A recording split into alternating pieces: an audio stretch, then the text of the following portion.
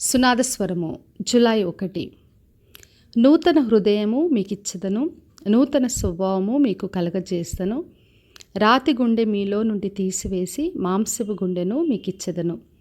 ఏజ్కేలు గ్రంథము 36వ అధ్యాయము 26వ వచనం. ఇశ్రాయేలు ప్రజలతో యెహోవా దేవుడు ఈ వాగ్దానం చేశాడు. నూతన హృదయాన్ని, నూతన స్వభావాన్ని మీకు ఇస్తాను. ఆ రాతి గుండెను తీసివేసి మాంసపు గుండెనిస్తాను. నా ఆత్మ మీ అందు ఉంచి నా కట్టడు విధులకు లోబడే విధంగా చేస్తానని ప్రభు వాగ్దానం చేశాడు. మరి చాలాసార్లు మనము స్వభావం మారాలి, మనుషులు మారాలని ఎంతగానో ప్రయత్నం చేస్తుంటాం. మరి కుటుంబ సభ్యులు మారాలని చెప్పి అడుగుతుంటాం. మరి బంధువుల కొరకు, రక్త సంబంధుల కొరకు, సంఘం కొరకు ప్రార్థిస్తుంటాం. అయితే దేవుడి వల్లనే ఇది సాధ్యం. అదే దేవుడు ఈ రోజున వాగ్దానం చేస్తున్నాడు. ఆయనే మనకు నూతన హృదయాన్ని, నూతన స్వభావాన్ని కలగచేస్తాడు.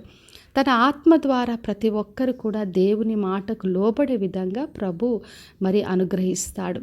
అందుకే మనము దేవుని చేతికి అప్పగించుకున్నప్పుడు ప్రతి ఒక్కరిని కూడా దేవుడు నూతనత్వంతో నింపుతాడు. అపోస్తుల కార్యం 9వ అధ్యాయంలో చదివినప్పుడు సౌలు సంఘంను హింసించడానికి కొరకు బయలుదేరాడు.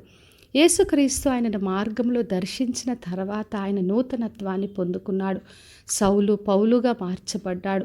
సంఘాల్ని స్థాపిస్తూ సువార్త ప్రకటిస్తూ ఆయన కొరకు సాక్షిగా నిలబడ్డాడు.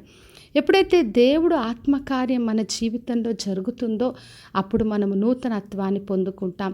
ఆ రాతి గుండె మాంసపు గుండెగా మార్చబడుతుంది. దేవుడి మాటకు లోబడుతూ ఆయన చిత్తాన్ని చేస్తూ మనం ముందుకెళ్తాం. అందుకే కొరింథీలకు రాసిన 2వ పత్రిక 5వ అధ్యాయం 17వ వచనం రాయబడింది. కాగా ఎవడైనను క్రీస్తునందున్న ఎడల వాడు నూతన సృష్టి, పాతవి గతించెను, ఇదిగో క్రొత్తవాయెను అని. కాబట్టి నా ప్రియ సహోదరి సహోదర, ఎప్పుడైతే మనం యేసుక్రీస్తును పొందుకుంటామో నూతన సృష్టిగా మార్చబడతాం.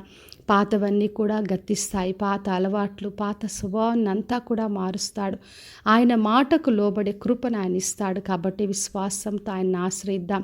మన కొరకు, మన కుటుంబ సభ్యులు, బంధువులు, రక్త సంబంధులు, సంఘస్థులు అందరి కొరకు ప్రార్థించినప్పుడు దేవుడే ప్రతి ఒక్కరిని దర్శించి వారిని నూతనత్వంతో నింపుతాడు. కాబట్టి విశ్వాసంతో ఆయనను ఆశ్రయించి ఆయన ద్వారా నూతన కార్యాలు పొందుకుందాం. ప్రార్థన చేసుకుందాం.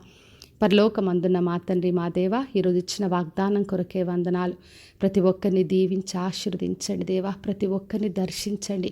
వారి కుటుంబాలు, వారికి చెందిన ప్రతి ఒక్కరిని నూతన హృదయంతో, నూతన స్వభావంతో నింపి దేవా మీ కొరకు గొప్ప సాక్షిగా నిలబెట్టి మీరే మహిమను పొందమని యేసు నామములో అడిగి వేడుకొంచున్నాను తండ్రి, ఆమెన్.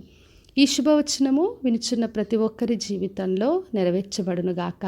నేను మీ ప్రియ సహోదరి మంజులాచరణ్.